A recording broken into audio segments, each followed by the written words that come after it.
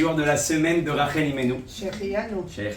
Alors pourquoi je me suis senti obligé de faire le shiur malgré le nombre de fois on m'a dit faut refaire. Parce que je vais me confesser. Je vais vous dire, bon, je sais qu'en ce moment avec tout ce qui se passe en France et les yanimes de confession et les yanimes de ce qu'on a pu entendre ces derniers jours, je fais des allusions, ceux qui savent, ils savent, ceux qui savent pas, ils savent pas. Alors, Bekitsour, les Yanenu, samedi soir, j'ai fait un cours à Bat Yam. On a fait un cours pour les femmes sur Rachel Imenu. Et après, je suis rentré sur la route, j'ai dit, je suis blata quand même. J'ai fait cours pour femmes à Bat Yam, mais j'ai pas fait cours pour femmes à Ashdod. C'est pas normal. C'est pas normal. Bon, c'est vrai que la shloucha là-bas, elle m'avait appelé depuis un moment, elle m'avait réservé. Et bon, j'avais dit, c'est bien si on me chope en plein milieu du travail en général, j'ai tellement pas envie de réfléchir que je dis bon, ok, c'est bon. Et du coup, elle m'a rappelé vendredi et jeudi, elle m'a dit c'est bon, hein, samedi soir, n'oublie pas, il y a le shiur. Le shiur, c'est vrai. Et ben au prochain, ça s'est très bien passé, donc j'ai dit. On va refaire le même cours qu'on a fait à Bat Yam sur Ashdod Bezrat Hashem. Et donc le cours, il est particulièrement sur Rachel Imenu et on va essayer de comprendre pas mal de choses sur Rachel Imenu. Déjà pour commencer, je voulais commencer avec une histoire. Il y a un admour, l'admour de Zvil, il avait un minag. Ce minag là, c'était quoi? C'était d'aller prendre à manger. Il prenait une gourde, il prenait à boire, il prenait une seouda et quand à chaque fois qu'il allait pèleriner Rachel Imenu, il s'asseyait, d'abord il mangeait. D'abord, il buvait et seulement après, il rentrait pour prier avec Rachel Imenu. Maintenant, on sait qu'il y a un minag, une anaga qui est bien d'adopter, surtout comme on fait chez le rabbi. On boit avant d'aller au Hel, mais on ne mange pas. Pourquoi on ne mange pas? Parce qu'on ne veut pas que tu arrives le ventre plein. On sait qu'il y a le moussak de Vaïvat, un homme quand il a bien mangé, quand il est bien rassasié, il a beaucoup de mal à prier et à se dévoiler à Kadosh Baruch Hu. On lui dit donc, comme à Yom Kippour, quand tu manges pas, que tu mets ta nefesh abahamit de côté, automatiquement ta nefesh Eloki, ton âme divine, elle se révèle, elle se dévoile. Donc c'est beaucoup plus facile pour les tfilotes. Aussi, c'est la raison pourquoi le matin, avant Shacharit, les hommes, ils n'ont pas vraiment le droit de manger. Pourquoi? À part faire un petit mésonote pour pas avoir le creux dans le ventre. Ça, c'est chez Chabad. Chez les Sfaradim, ils sont très makpides de rien manger avant la tfila. Et c'est quoi la raison? La raison, elle est pshuta. Tant que tu n'as pas dit bonjour à Hachem, tant que tu n'as pas prié à Kadosh Baruch Hu, tu ne peux pas manger. Pourquoi? Parce que le manger va t'attirer vers la matière du monde. Et tant que tu ne te rappelles pas que cette matière-là, c'est Dieu qui te la donne, donc tu ne peux pas manger réellement. Parce que c'est pas toi qui va élever le manger, c'est le manger qui va te faire descendre. Donc c'est pour ça que d'abord on prie, d'abord on fait une tuila, seulement après on se met au repas de Shabbat, seulement après on fait une seouda. Donc l'admour de Zvil, il avait une anaga qu'à chaque fois qu'il allait chez Rachel Imenu, il mangeait. Une fois, ces chassidim sont venus le voir et ils lui ont dit attends, pourquoi tu fais une seouda avant de rentrer? Si tu fais une seouda à la limite après avoir prié, on comprend. Il dit parce que je sais une chose, qu'une maman, qu'est-ce qui lui fait plaisir? Quand l'enfant il mange. Quand un enfant il vient à la maison, il vient voir sa mère et lui dit, sa mère elle lui sert à manger, elle lui donne des plats, il dit c'est bon maman j'ai mangé, Baruch Hashem j'ai mangé, c'est bon je suis plein. La maman elle se sent satisfaite. Quand je vais chez Rachel Imenu, je ne vais pas pèleriner une tzadéket, je vais pèleriner maman.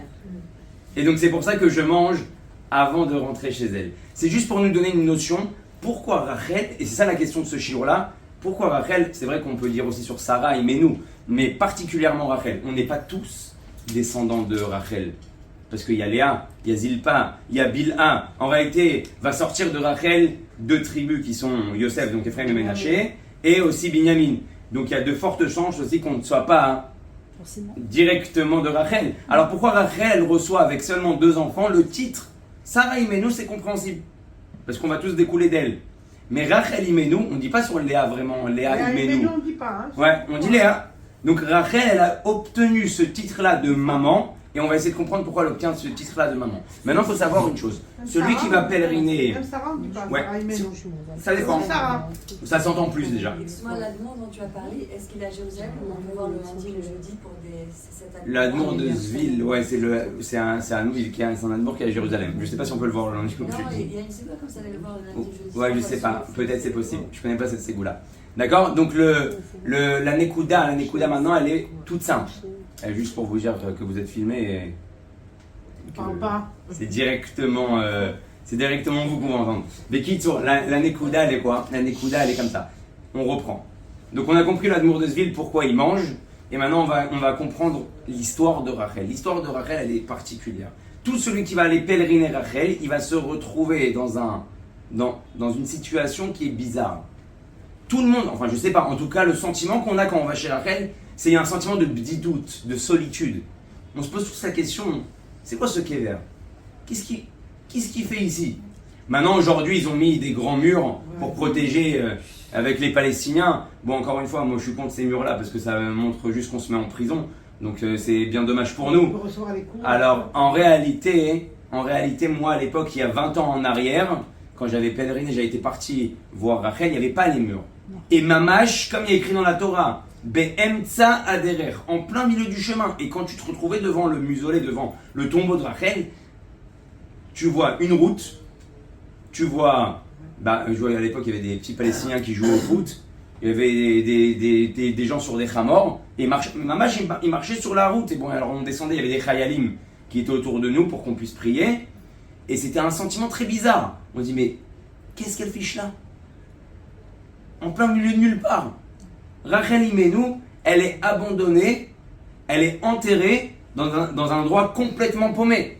Donc maintenant, on va essayer de comprendre qu'est-ce qu'elle est, pourquoi Rachel, elle est bémet maman, et pourquoi elle termine sur une colline, au milieu de nulle part, sur une route. Est-ce que c'est vraiment quelque chose de respectable pour une maman? D'accord? Maintenant, on va revenir en arrière. Si on décortique la vie de Rachel, elle est super compliquée. C'est quoi cette vie-là? Imaginez-vous que quand elle veut se marier avec Yaakov, elle est vraiment love de Yaakov. Elle est amoureuse de Yaakov. Elle ne voit que lui. D'un coup, elle se rend compte que son père va manigancer pour faire rentrer Léa dans la choupa. Elle peut très bien faire quelque chose de tout sain. Et c'est pas méchant. Et c'est pas mauvais.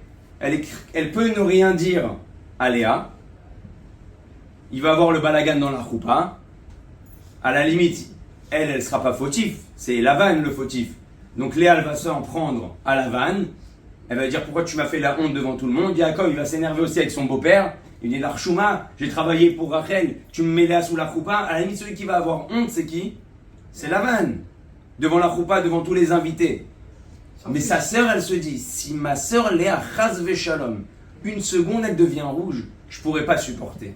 Elle va venir lui donner le siman. C'est pour ça qu'à Rosh Hashanah, on fait les simanim. Les simanim de Rosh Hashanah qu'on fait le premier et le deuxième soir de Rosh Hashanah, c'est pour rappeler à Kadosh Baruch Hu la Messirut Nefesh que Rachel, elle a fait, et rappeler la miséricorde à Dieu et dire à Kadosh Baruch Hu, regarde Dieu, rappelle-nous en miséricorde, comme Rachel qui a donné ses simanim, qui a donné ses simanim. Alors je vais te le donner maintenant. Le siman que Rachel elle a donné à sa sœur, voilà c'est Rosh Hashanah, voilà Kadosh Baruch Hu, viens et aie pitié de nous. Le siman qu'elle a donné, c'était le mot Chana. Le mot de passe. Il lui a dit, Chana c'est quoi? Chana c'est, on sait, Chala, Nida, Adlakataner. Donc Yaakov il dit, moi je me marie avec une femme qui fait Chala, donc en fait la cacheroute, Nida, Tarat Amishpacha, la pureté familiale, et Adlakataner qui allume les bougies de Shabbat. Donc elle rentre dans la choupa, Léa elle dit à Yaakov, Chana. Yaakov dit, bon c'est bon. C'est elle, et c'est comme ça qu'ils tombe dans le panneau. Mais malgré tout, imaginez-vous la situation. Alors on peut dire, ouais, c'est beau quand la cavole elle est super forte. Mais imagine-toi, t'aimes ton mari, tu aimes cette personne-là, tu attends de se marier. Les gars, tu attends de se marier, 7 ans tu travailles. Oui, je sais. Mais 7 ans tu travailles. Tu t'engages 14 ans pour Rachel. Tu t'engages 14 ans pour Rachel. Tu t'engages 14 ans pour Rachel. Rachel, elle aime Yaakov. Même si on va dire, waouh, c'est héroïque d'avoir donné son mari, c'est horrible. Tu vois ta sœur, ok c'est ta sœur, ça reste quand même la personne que t'aimes. Tu vois ton mari avec ta sœur, ça continue. Elle se marie, ok, alors Yaakov il va continuer à travailler pour qui? Encore une fois pour Rachel. Mais les difficultés ne s'arrêtent pas. Et d'un coup elle voit les servantes comme sa sœur, et vas-y les enfants. 1, 2, 3, 4, 5, 6...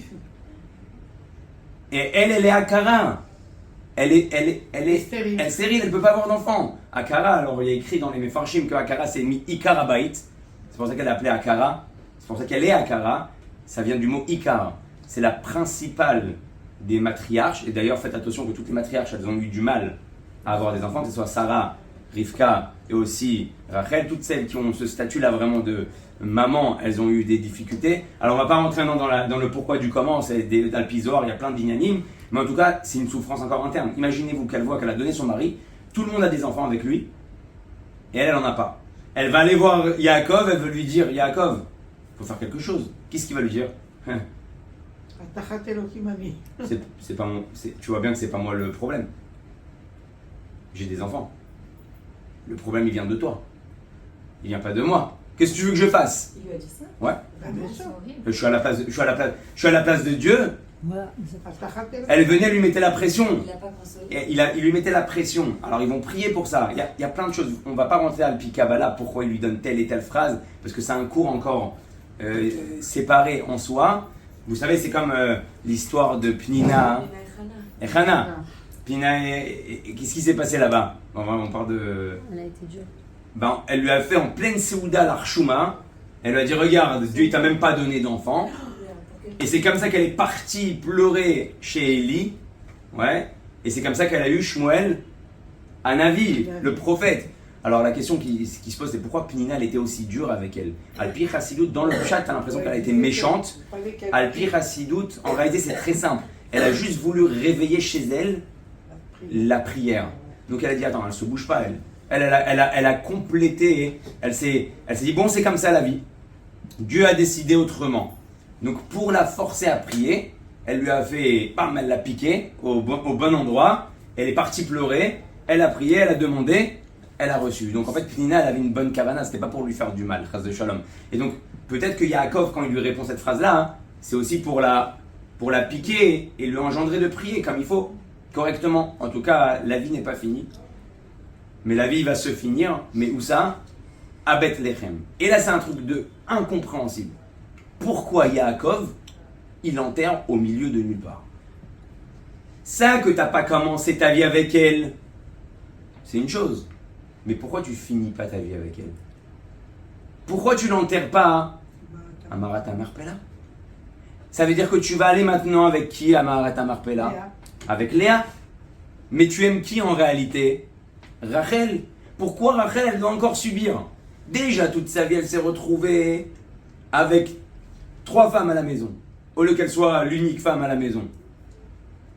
Elle s'est effacée complètement pour pas faire honte à sa sœur. Elle n'a pas d'enfant, elle s'efface encore. Et là, elle part de ce monde et on ne lui donne pas le mérite, au moins, de finir ses jours ou d'être enterrée à côté du mari qu'elle aime.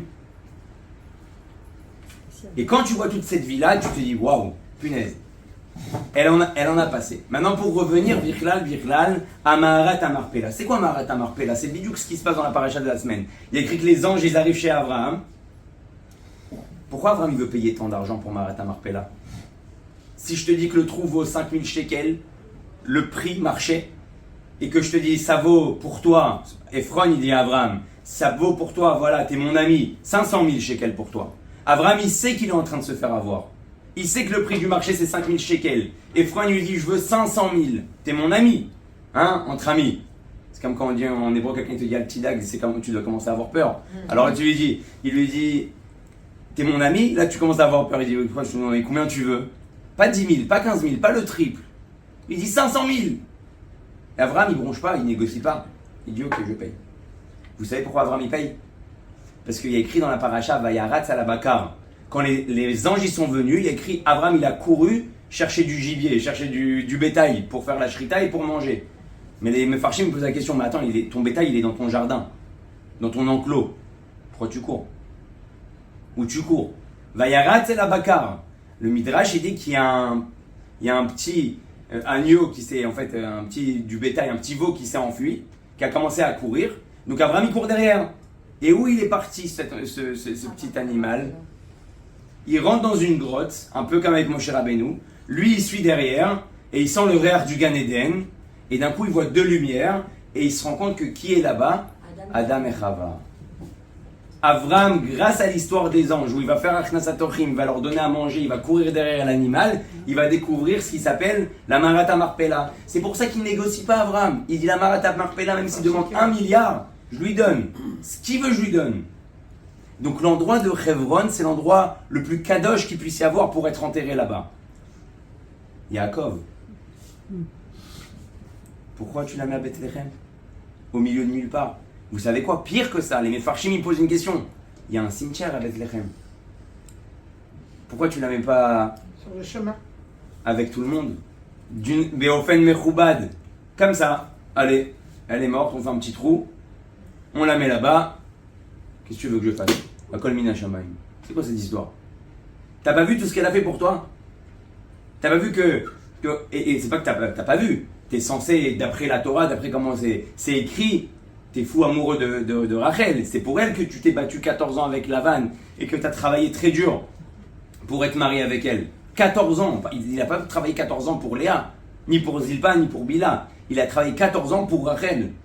Et tu fais pas l'effort de l'emmener? Maintenant, on va faire... on se balade dans les parachiotes. On arrive à la fin de la vie de Yaakov. Parashat Vayechi. Yaakov, il se retrouve devant Yosef. Yosef, le Melech d'Égypte, Melech Mitzrayim, il lui dit comme ça.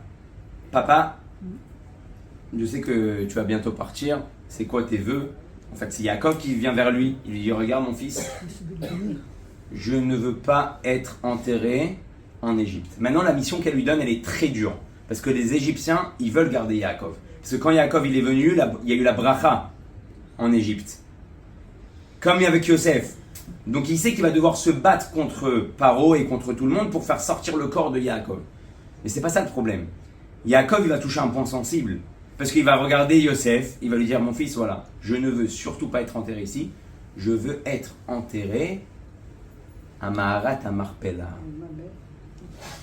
Et d'un coup, Yosef, d'un coup, il se rappelle que sa mère, elle n'est pas enterrée à Maharat à Marpella.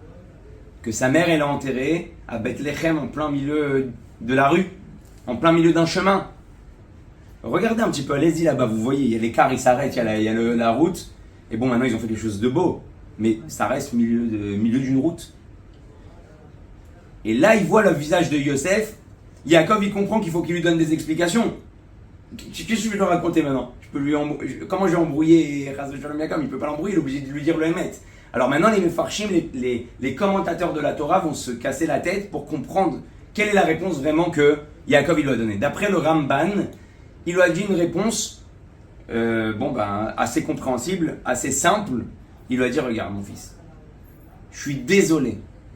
Logistiquement parlant, c'était pas faisable. Pourquoi? J'étais avec les femmes, avec les enfants, avec le bétail, avec les affaires, avec les charrettes, c'était impossible de prendre toute la famille et de remarcher jusqu'à Hebron avec autant de cassement de tête. C'est dangereux, les enfants ils sont petits, verrouler. Donc il lui a dit, elle est partie comme ça en plein milieu du chemin sans qu'on s'y attende. On n'avait pas le choix de l'enterrer, c'est assourd de laisser un corps comme ça aussi long. Le moyen le plus facile qu'on avait à ce moment-là, c'était de trouver un endroit et de l'enterrer et comme ça faire commencer le deuil. Donc c'est le Rambam, il dit à Yosef, ça s'est passé Belet Brera, j'ai pas eu le choix. Je peux pas prendre tout le monde sur les épaules et marcher Chazara, c'est pas possible. Ça c'est ce qu'il dit le Ramban. Il y a le Chizkouni, il dit autre chose. Le Chizkouni, il dit que Esav, il tourne autour de Marat Marpella. D'ailleurs, la tête d'Esav est là-bas. Qu'est-ce qui s'est passé avec la tête d'Esav?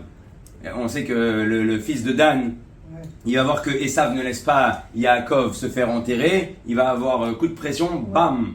Il va lui mettre un coup de bâton, il va lui couper la tête. Ok? Bon, c'est un épisode moins sympa, mais c'est comme ça que ça s'est passé. Donc Esav, il rôde autour de Marat Marpella.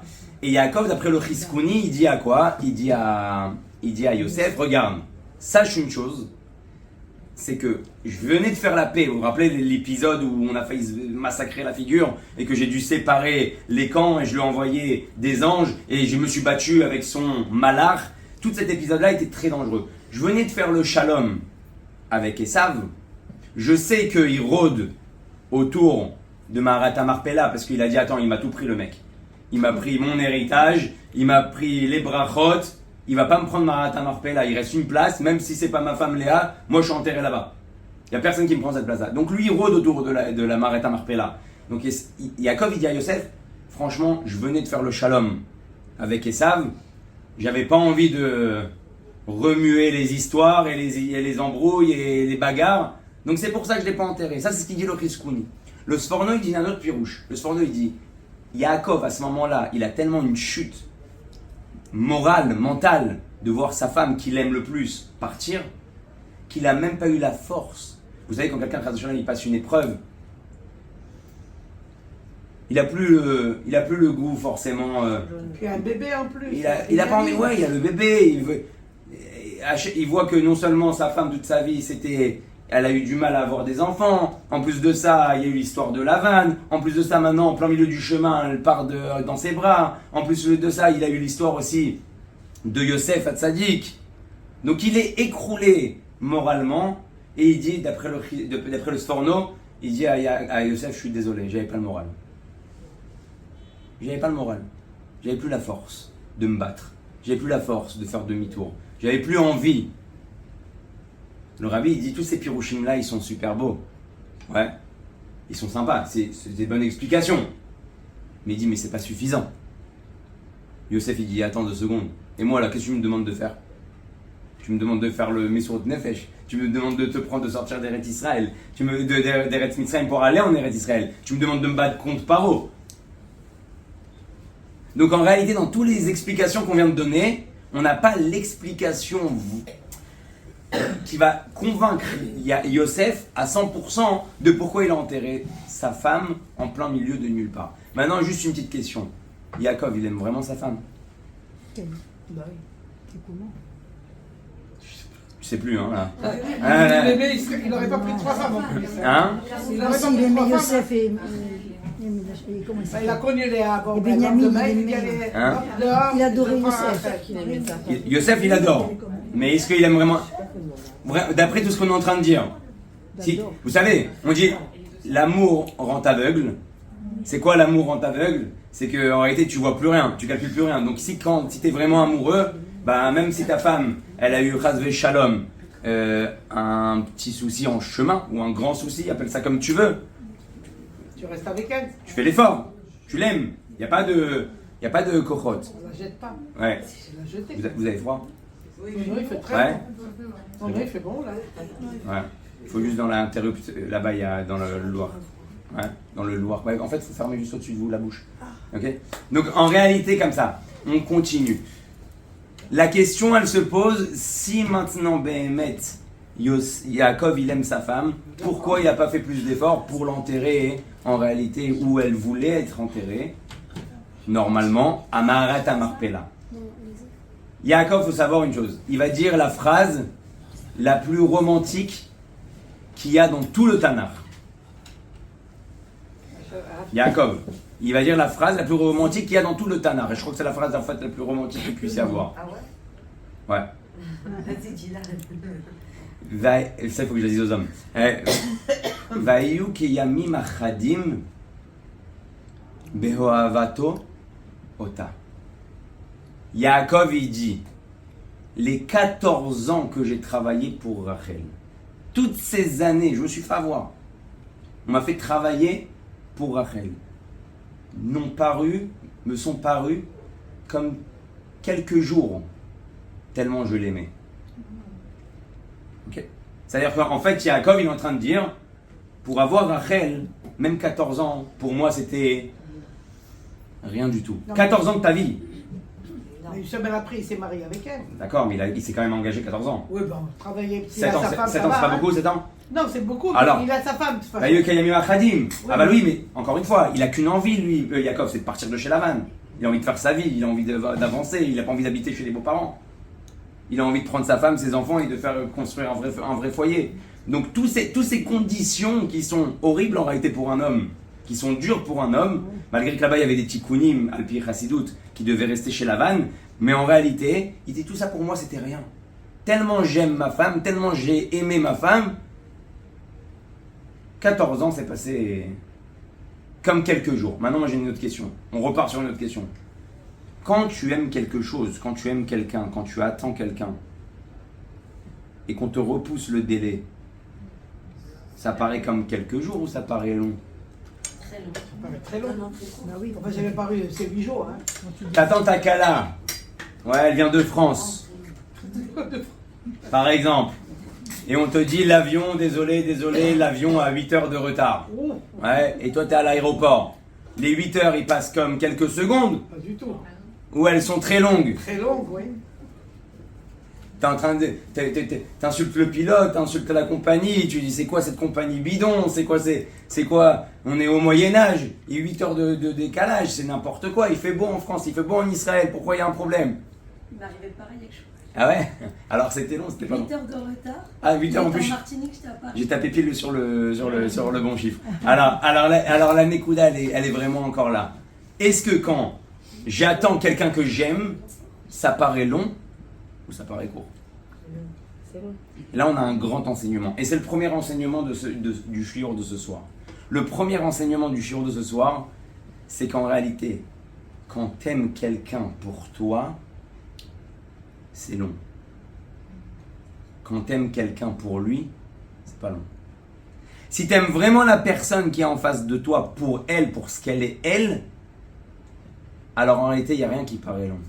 Parce que chaque jour, chaque minute, chaque mois, je me rapproche de la matara. Je me rapproche du but de la personne.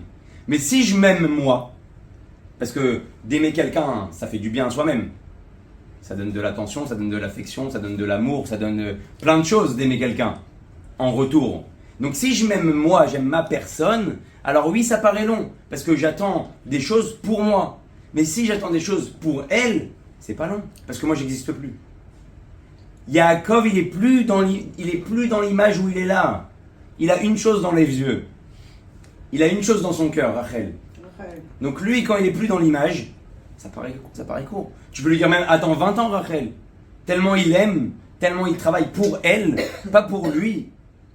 Alors, 10 ans, 14 ans, 20 ans, pour lui, ça n'a pas de metsiout.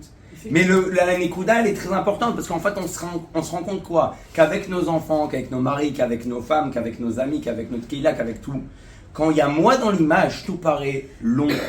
Si on me repousse quelque chose, je suis contrarié parce que ça me paraît dur. Ah, on m'a encore repoussé la chose parce qu'il y a moi dans la chose. Mais si tu travailles vraiment, tu œuvres pour une personne, tu perds pas patience. C'est quand tu perds patience? C'est quand tu travailles pour toi. C'est quand tu t'aimes toi. C'est quand c'est toi qui es au centre de cet amour-là. Mais quand la personne en face de toi, c'est elle qui est au centre de cet amour-là, il n'y a plus rien qui compte. Tu veux juste arriver à elle, c'est tout. Et c'est Rachel et... comment il s'appelle c'est le même exemple que Rachel et le tzaddik là, on a dit. À qui? Oui, Rabbi Akiva, mais oui, c'est la même chose. Ouais, Nachon. Alors. À chaque fois, il le repousse. Nachon, pareil, avec les années d'études. Ça veut dire que c'était pour lui. Nachon, exactement, Bidouk. Mamash Bidouk. Je vois l'exemple. Comme elle, pendant des années, il part, il revient. Il y a à chaque fois. Non, bah non, parce que c'est Bidouk la Nekuda, t'es tombé pile poil dessus. Ça veut dire que quand. En réalité, elle aime tellement, elle sait que son mari c'est un poisson dans l'eau, dans la Torah, et que c'est un tzaddik, et ce qui le fait vivre, c'est ça. Donc son attente, c'est plus son attente pour elle. C'est ça. Elle sait que c'est bien pour lui, donc elle l'aime, elle le laisse. Elle ne ressent pas ce manque-là de temps, parce qu'elle n'est plus dans l'image. Chazak Baruch, très bel exemple. Maintenant, pour revenir à Noé Yanim, donc oui, quand il dit qu'il y a Achadim, qu'il y a Yamim Achadim, Yaakov, il est tellement fan, il est tellement amoureux de Rachel, que toutes ces années-là chez Lavan pour elle, ça paraît très court. On revient à la question. Alors pourquoi tu l'enterres au milieu de nulle part? Pour qu'elle prie pour ses enfants. Pour qu'elle prie pour ses enfants, non? Alors la Nekuda, Oui. la Nekuda, les bidouk là. La réponse, c'est la réponse que Rashi nous ramène dans la Torah et c'est pour ça qu'on parle de tout ça. Le Rabbi pose la question pourquoi Rashi est parti chercher une explication compliquée alors qu'il y a plein d'explications qui sont super simples, comme on a dit. Le Ramban, le Sforno, le Riskouni, on aurait pu donner plein de réponses comme ils ont donné qui sont très logiques. Il est parti chercher un Midrash. Le Midrash il dit quoi là-bas? Le Midrash il dit que quand Nebuzaradan va prendre tous les Juifs et va les exiler, ils vont passer par Rachel. Et Yaakov il dit à Yosef, ta mère, elle s'appelle Rachel Imenu. C'est la mère de tous les Bnei Israël. Elle a dit, je suis Mevateret. Je ne serai pas enterré avec toi, Yaakov. Vous savez c'est quoi être enterré avec Yaakov? Déjà, d'être enterré en Eretz Israël, c'est quelque chose. Alors, d'être enterré à Marat HaMachpelah, c'est autre chose. D'être enterré avec Yaakov, t'es sûr que ton Gan Eden, il est fleuri. Ouais. T'es sûr que t'as tout ce qu'il faut là-haut. T'es enterré à côté de Yaakov. Y a pas mieux. Le père du Ham Israël. De lui, il n'y a pas eu Ishmaël, et de lui, il n'y a pas eu Esav. Netto Ham Israël. Elle dit à Kadosh Baruch Hu, elle dit à Yaakov, l'homme Anyenoti, je ne laisse pas mes enfants partir en galoute sans leur dire au revoir. Puis Yosef va passer par là quand il sera esclave. Et justement, le but de Rachel, c'est pas seulement de dire au revoir à ses enfants avant la galoute. Elle dit à Dieu, je vais leur donner les forces pour la galoute. Parce que quand je vais prier pour eux, comme ils vont s'arrêter et qu'ils vont pleurer et qu'ils vont voir Rachel en milieu du chemin et qu'ils vont dire Hachem, pourquoi tu nous exiles? Refais-nous vivre, refais-nous revenir en Eretz Israël. C'est moi qui vais leur donner les brachot pour qu'ils puissent partir et revenir. Parce que tu pars en galop, tu ne sais pas si tu reviens. Tu peux t'assimiler, tu peux tomber, tu peux être persécuté par les goïms. Donc elle dit, par mes brachot que je vais leur donner, par les gourdes de bénédiction que je vais leur donner, ils vont pouvoir revenir. Et Akadosh Baruch Hu, il lui répond, Yesh sachar les peulater. Sache une chose, Rachel, comme tu es mevateret sur toi, sur ta vie, sur ton existence, je vais te rembourser, je vais te récompenser. Veshuvu banim uligvulam. Grâce à toi, grâce à elle, on est ici aujourd'hui. Grâce à Rachel, on est en Eretz Israël. Grâce à Rachel, on revient tous en Eretz Israël. S'il n'y avait pas eu Rachel à Bethléem, en plein milieu de nulle part, on ne sait pas si on aurait pu revenir réellement. La galoute peut-être ne serait pas Chas de Shalom arrêtée. Elle vient, elle va prier, elle va donner les bénédictions, et Hachem il lui fait une promesse. Ils vont revenir. Grâce à toi, ils vont revenir. Et pas seulement ils vont revenir, c'est toi qui vas les accueillir. Quand Mashiach il va venir, celle qui va accueillir les béné Israël de la Gola, c'est Rachel Imenu. Et donc en réalité, Yaakov il dit quoi? Yaakov il dit à Yosef, c'était la volonté de ta mère que je l'enterre là-bas. Elle ne voulait pas Marat HaMachpelah. Donc mon fils, ne crois pas que je l'ai abandonnée en plein milieu de nulle part. Ne crois pas qu'on n'a pas eu le temps pour elle. C'était sa volonté. Elle voulait pas autre chose. C'est ça qui l'a rendue joyeuse. En sachant qu'en étant enterré là-bas, le Ham Israël allait passer et le Ham Israël allait revenir. Donc là, Yosef, il dit, d'accord papa, j'ai compris la kavana, je t'en veux pas. Si tu veux aller à Marat HaMachpelah, je t'emmène à Marat HaMachpelah. De là, le rabbi, il apprend un grand enseignement. Le rabbi dit comme ça, que des fois, pour un autre juif, il faut savoir, des fois, et même souvent, être prêt à abandonner d'être enterré à côté de Yaakov. Ça veut dire plein de choses. Ça veut dire être prêt à abandonner une grande partie de son spirituel, Maïkar, de sauver un autre juif. Parce que aider un autre juif, il te prend, il te bouffe sur ton temps. Quand le rabbi peut s'asseoir et il peut étudier la Torah, il est obligé d'être là et répondre à des lettres. Des fois, c'est des lettres qui parlent de Refoua, comme à l'époque de Mois d'Elul. Les Rebbeim, ils disaient, le Rabbi Rayat, ils disaient arrêtez de m'envoyer des lettres pendant le Mois d'Elul parce que j'ai besoin de me concentrer sur le Mois d'Elul, hormis les lettres qui concernent la Refoua. Dans la Refoua, il n'y avait pas de limite. Les gens ils pouvaient continuer à envoyer. Mais toutes les lettres, j'achète cette maison, j'achète pas cette maison, j'achète un biberon bleu, j'achète un biberon rose, est-ce que je vais chez le dentiste, je vais pas chez le dentiste, est-ce que je fais un régime, je fais pas un régime. Le Rabbi il a reçu des lettres comme ça. Ouais. Le rabbi il a reçu des lettres où les femmes parlent de régime. Hein? Et le rabbi répond. Il répond quoi? Il répond quoi? Il y a une femme qui lui a écrit, une des lettres que j'ai vues, où une femme elle lui a écrit qu'elle fait un régime, elle lui explique que ça fait des années qu'elle essaie de faire des régimes et que ça marche pas, ça va. Et le rabbi lui répond une phrase extraordinaire, il lui dit avant de commencer un régime, il faut savoir pourquoi on mange. Pourquoi on mange? Pour servir Dieu. Pour se nourrir. Non, pour servir Dieu. Pour servir Dieu, pour se nourrir. Pour vivre. Bon, le rabbi, j'ai pas développé. Moi, je m'occupe pas trop des régimes. Donc j'ai pas approfondi le Inyan. Mais le rabbi, tout simplement, il a dit à la personne, on peut faire des régimes jusqu'à demain. Si on n'a pas compris pourquoi on mange, donc ça ne sert à rien de vouloir manger pour manger. Mais d'un autre côté, des fois, quand je me retrouve un peu truc devant le miroir, donc je me mets à faire un régime. Donc c'est un truc qui se finira jamais. Parce que j'ai pas compris pourquoi je devais manger. Et j'ai pas compris pourquoi je mange. Donc en fin de compte, c'est le chat qui se mord la queue. Donc le rabbi il a répondu même à cette lettre-là. Pourquoi je dis ça? Donc c'est-à-dire que le rabbi met son spirituel Herchéou. Alors même ça c'est du spirituel de s'occuper d'autres juifs. Mais à ce moment-là, tu ne peux pas t'asseoir et étudier la Torah. À ce moment-là, tu ne peux pas forcément prier alors que tu voulais. Ça te change ton cédère de plein de choses. Et donc là, Rachel, elle nous enseigne. Tu dois être prêt, des fois, à abandonner la possibilité d'être avec Yaakov. Kamouvan, on ne parle pas d'Averot. On n'est pas en train de dire Rachel n'a pas fait d'Avera en se faisant enterrer à Bethléem. Mais être prêt, des fois, être mévater sur ton propre spirituel pour un autre juif.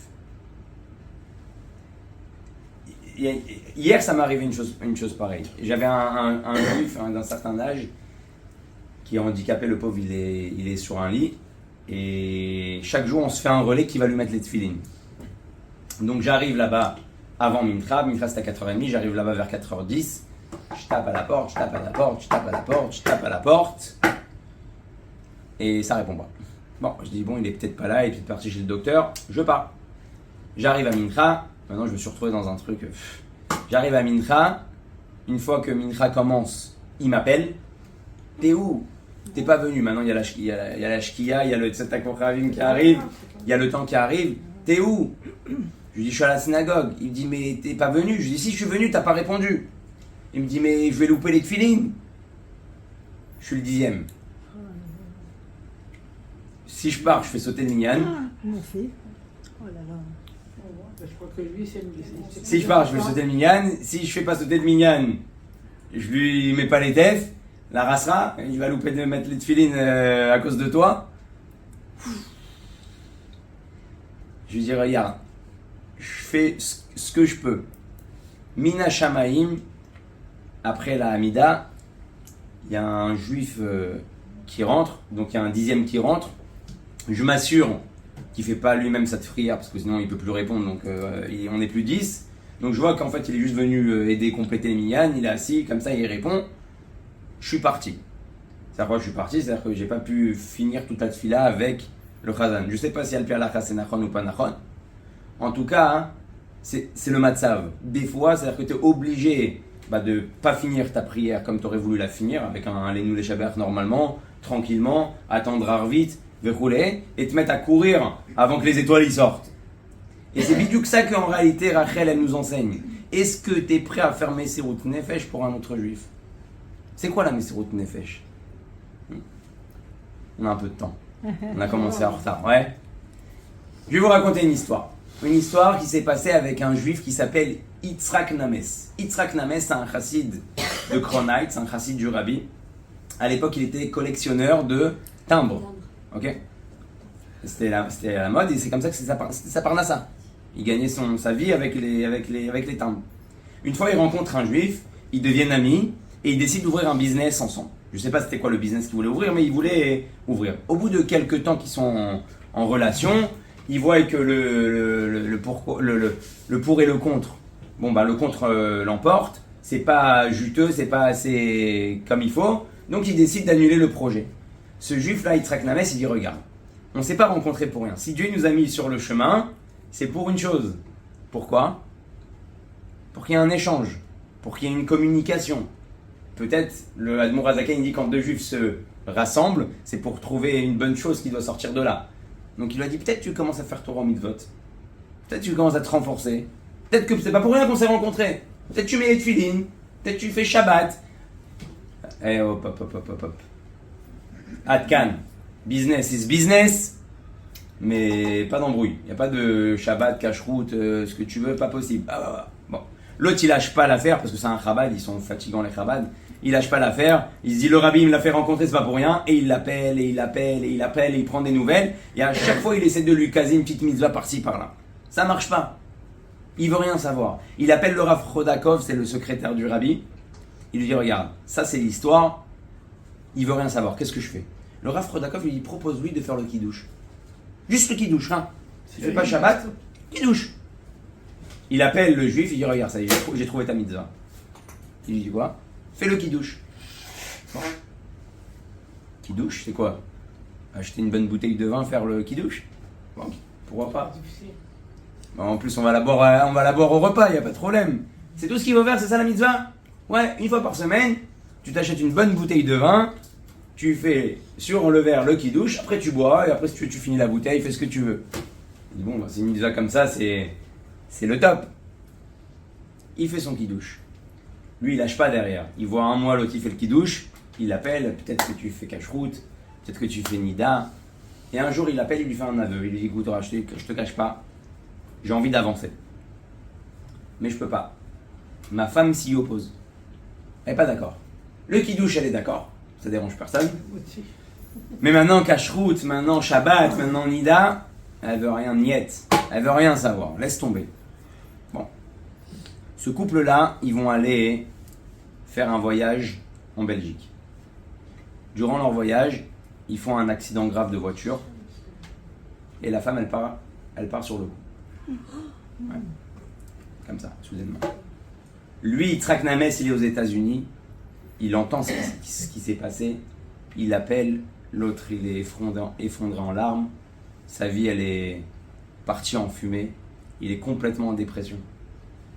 Ça prend quelques mois jusqu'à qu'il prenne ses esprits et qu'il revienne aux États-Unis. Donc, Yitzhak Names, il décide d'aller le voir. Il va le voir. Il lui dit regarde, Chaz Shalom, c'est pas maintenant on va profiter qu'elle est plus là pour faire des mitzvot. Mais je sais une chose, c'est que tu voulais faire des mitzvot et qu'aujourd'hui tu peux aller faire les Ilouï Nishmata pour élever son âme. Donc prends sur toi cache-route. Il lui dit cache-route, tu rêves. Si à l'époque quand il y avait ma femme, j'ai pas pris cache-route, maintenant que j'ai plus de femme qui fait à manger, tu crois que maintenant je vais me galérer avec la cache-route? Même pas dans les rêves. C'est le moment où j'ai besoin justement de... Je descends à la Macolette, je descends au supermarché, ce que je trouve, je mange. Il lui dit quoi? Regarde, je prends sur moi de t'apporter toutes les semaines, tous les repas de la semaine. Ce juif-là, Yitzhak Names, il commence à rentrer dans une spirale de Messirut Nefesh inouïe. Tous les dimanches, il va chez le traiteur, il achète à manger pour les 3 repas, pour la semaine et pour le Shabbat. Ça lui prend 5 heures par dimanche, les allers-retours, les courses, pour ce juif-là. Ça lui prend la moitié de sa paye pour nourrir ce juif-là en mode cachère. Mais il n'est pas grave, il est en mode ce qui s'appelle quand on est en Messirut Nefesh, on voit que dalle. C'est comme l'amour. On voit plus rien et on fonce. Et il fonce comme ça pendant 1 an et demi. Au bout d'1 an et demi, il arrive avec les sacs, pas les sacs de Osherad, mais les sacs comme aux États-Unis, non, tous les sacs de Osherad. Il ouvre la porte et l'autre il lui fait un grand sourire. Il lui dit regarde, je veux juste te demander s'il te plaît d'arrêter de m'emmener à manger cachère. L'autre il est effondré. Il dit pourquoi? Il dit parce que ça sert à rien. Alors l'autre il continue, il lui dit mais c'est pas grave, ça me dérange pas, j'ai compris, t'es gêné, t'as honte que tu me déranges pas, pour moi c'est ma mitzvah, je la fais à Dassof. Non, je veux plus. Mais donne-moi une raison. Il dit la vérité, c'est pas bon. Je dis pourquoi c'est pas bon? Et quoi c'est pas bon? Pas bon? Il dit non, c'est pas que c'est pas bon, c'est trop salé. L'autre il dit pourquoi tu me dis pas? Ça fait 1 an et demi. J'aurais dit au traiteur qu'ils mettent moins de sel. J'aurais fait quelque chose. Pourquoi tu me dis pas? Il n'y a pas de problème, je vais lui dire. Il dit mais quoi? T'as mangé au moins? Il dit je te cache pas la vérité. J'ai pas mangé. C'est quoi alors? Alors il dit quoi? Les heures qui partent en fumée là, les 5 heures par dimanche, au lieu de passer le temps avec sa femme et ses enfants, il s'est tué la santé. Il a pleuré. Il dit t'as fait quoi? T'as jeté le manger? Il dit non. Il dit non, pas du tout, non, j'ai mon chien. J'ai un chien, heureusement pour Hachem, lui il a toujours faim, il a rien laissé. Il a pas fait de baltachrit, il a tout mangé. L'autre il dit ok, d'accord. Quoi faire? Ouais. Il rentre à la maison,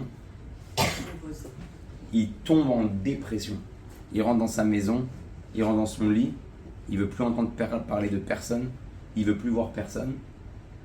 Il voit que pendant 1 an et demi, il est parti chercher à manger à un chien. Il aurait acheté du pédigré, il l'aurait posé, ça aurait été plus simple. Pendant 1 an et demi, il a fait Messirut Nefesh, il a mis la moitié de sa mascorette pour qu'à la fin, c'est un chien qui se régale. Il est devenu fou. Il est Hachem, comment tu me fais faire une Messirut Nefesh pareille pour tel résultat? Tu sais quoi? S'il avait mangé et qu'il m'avait dit, bon, ça y est, j'en ai marre, ça m'a saoulé la cache-route, au moins j'ai gagné 1 an et demi de cache-route. J'ai gagné 1 an et demi que celui-là.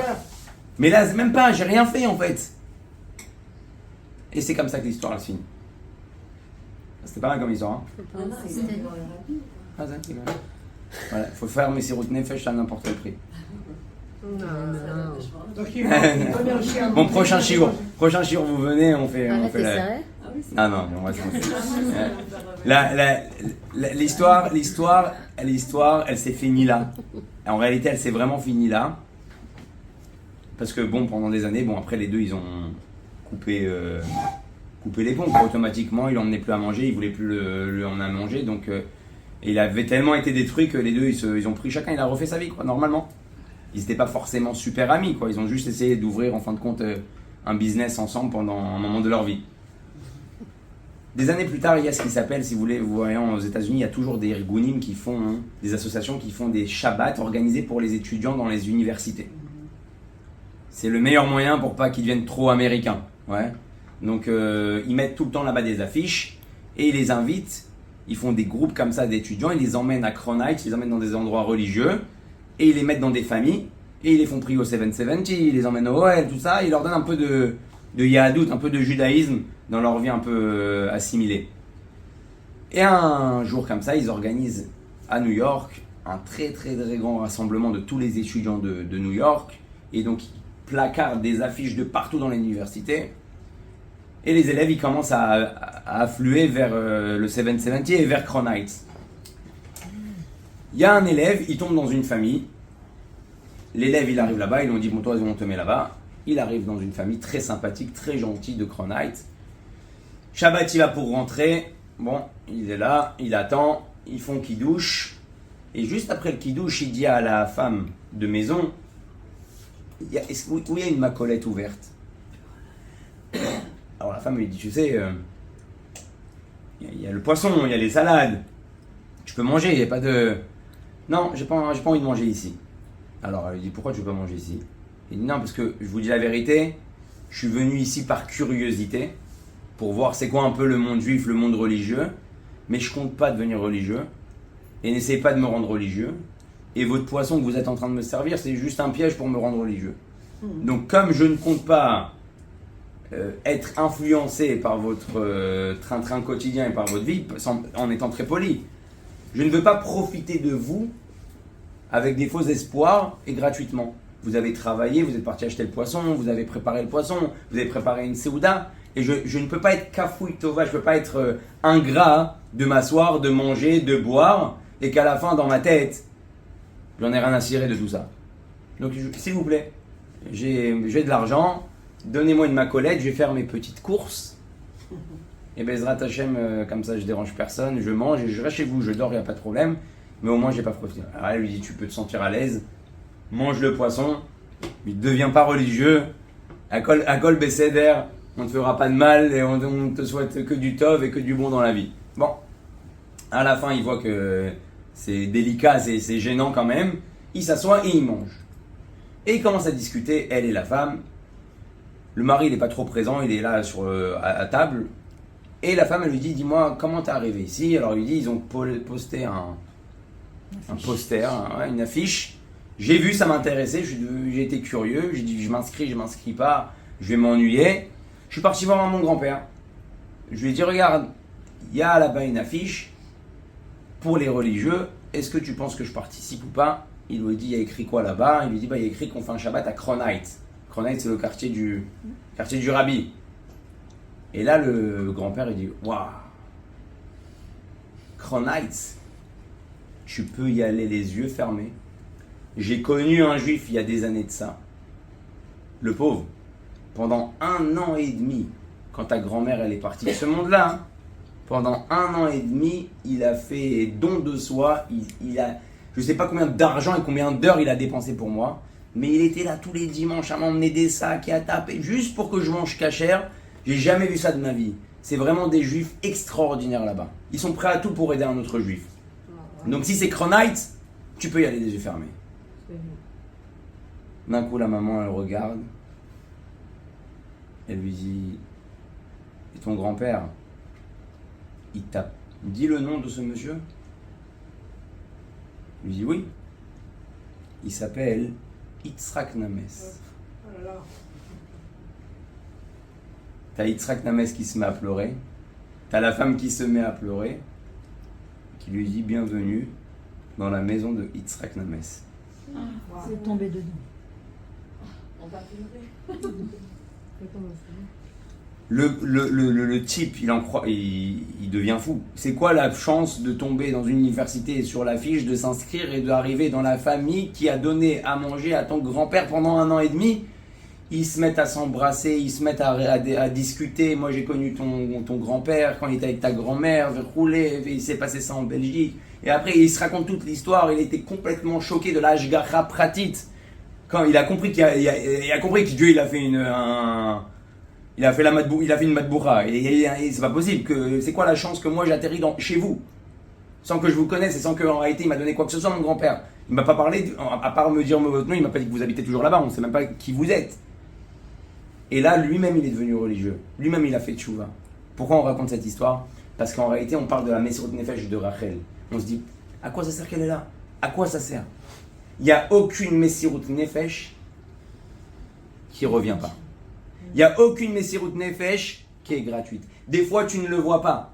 Imaginez-vous que Messirut Nefesh de Rachel, c'est quoi? Vous savez, pourquoi maintenant, autre chose qu'on va se rappeler sur Rachel, pourquoi c'est Rachel? Pourquoi sur elle, on va faire autant de bruit de Rachel Imenu qui fait Messirut Nefesh pour son peuple? Abraham, il n'a pas fait Messirut Nefesh.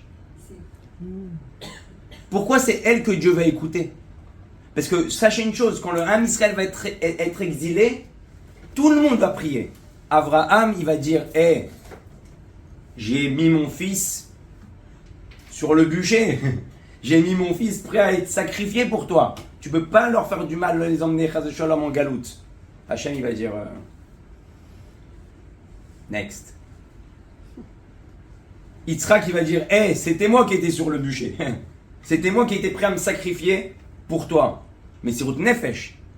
Hachem, il va dire, next. Yaakov aussi va venir. Il va dire, mon fils, il a été vendu. Pendant toute cette période-là, j'étais triste. Je pouvais pas avoir le Gilou Yashrina. Ma femme, toutes les histoires que j'ai eues avec mon frère, Esav, qui me poursuit.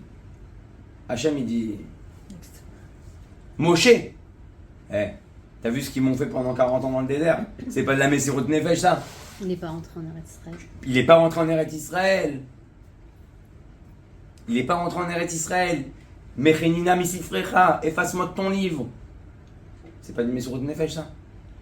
Il n'a pas donné sa vie pour l'homme Israël. Hachem, il dit, viens Rachel, et elle dit, je veux que mes enfants ils reviennent en Israël. Veshuvu banim migvulam. Hachem, il dit, toi, je t'exauce. Pourquoi? Pourquoi Rachel, lui, et les autres, non? Le Midrash, il est extraordinaire. Rachel, elle n'a pas fait Messirut Nefesh Chat Pa'ami. Rachel, elle n'a pas fait un Messirut Nefesh un laps de temps.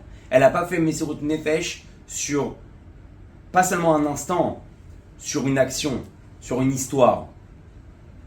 Rachel, toute sa vie, elle va voir sa sœur être avec son mari. Toute sa vie, pour pas avoir fait honte à sa sœur, elle va toute sa vie vivre en mode Messirut Nefesh, de voir en plus de ça Yaakov automatiquement, comme elle a le plus d'enfants. Où il est Yaakov le plus? Là-bas. Rachel, elle est seule dans sa tente, elle est seule dans sa maison, et elle entend Yaakov qui est chez qui? Chez Léa. Elle va faire Messirut Nefesh, pas une fois, pas 2 fois, pas un moment, pas un instant, pas pour une scène. Elle va faire Messirut Nefesh du début jusqu'à la fin de sa vie, chaque seconde. Elle va voir son mari avec sa sœur. Et à aucun moment, elle va ressentir, Chas Veshalom, de la haine de la jalousie, elle va être complètement annulée à la volonté de Yaakov et à ce que Dieu a décidé. Hachem, il lui dit, toi, tu as demandé que tes enfants reviennent, ils reviendront. Et justement, je reviens avec l'histoire juste d'avant. La Messirut Nefesh, en réalité, on travaille tous très dur pour ça. Des fois, on fait Messirut Nefesh pour nos enfants. On fait Messirut Nefesh pour nos enfants. On fait une Messirut Nefesh pour notre mari. Et on voit qu'il n'y a rien qui change. On voit qu'on fait Messirut Nefesh pour nos enfants et on se dit, punaise, à quoi bon tout ça? Je paye un prof, je paye deux profs, je paye trois profs, et roulé. Et encore le Mori m'a dit que. Et encore le Mori me dit qu'il a fait ci. Et t'as l'impression que ton Messirut Nefesh, il part à l'as, il part nulle part. Et tu te dis, Akadosh Baruch Hu, pourquoi? Des fois avec les gens, tu fais Messirut Nefesh, Messirut Nefesh, Messirut Nefesh, et tu vois qu'il n'y a rien qui change. Mais c'est pas possible. Pourquoi continuer? À quoi bon? Rachel, elle nous enseigne qu'il n'y a pas un Messirut Nefesh qui revient pas avec une bracha. Il n'y a aucun Messirut Nefesh qui part en vain. Et ça, c'est l'histoire de Yitzhak Names. Hachem, il lui a montré d'une manière dévoilée, lui, il a eu le mérite de voir le petit enfant de ce grand-père qui va faire tchouva chez lui, à la maison. Le grand-père, il a peut-être pas fait tchouva, mais le petit-fils, oui. Donc il a, oui, récolté les fruits de son Messirut Nefesh qu'il a fait pendant 1 an et demi. Et si on comprend ça ce soir, qu'en réalité, il n'y a pas besoin de s'épuiser, il n'y a pas besoin de se fatiguer. Pourquoi on s'épuise? Pourquoi on n'a plus d'énergie? Parce qu'on a l'impression que tout ce qu'on fait, ça ne sert à rien. On a l'impression que tout ce qu'on fait, c'est gratuit. Eh ben non. Rachel me dit, Rachel, imenu, fais Messirut Nefesh, ne t'inquiète pas, Akadosh Baruch Hu, yesh sachar la terre, il y a un salaire par rapport à ce que tu fais à tes actions, et tu seras Bezrat Hashem récompensé. À Bezrat Hashem qu'on ait le mérite. Déjà d'aimer les autres pour les autres, pas pour soi-même. Amen. Qu'on ait le mérite aussi de comprendre qu'il faut des fois savoir s'effacer pour aider un autre. Et qu'on ait aussi le mérite de savoir que même quand on fait Messirut Nefesh et qu'on ne voit pas tout de suite les résultats, il ne faut pas s'émouvoir, il ne faut pas baisser les bras, il faut continuer de l'avant. Et si on a le mérite, Dieu nous montrera devant nos yeux, peut-être à Mashiach, on espère avant, les changements qu'on a pu engendrer avec le Messirut Nefesh. Voilà, Bezrat Hashem, donc à la semaine prochaine. On verra, peut-être qu'on parlera de Léa. Hein? Shabbat Shalom.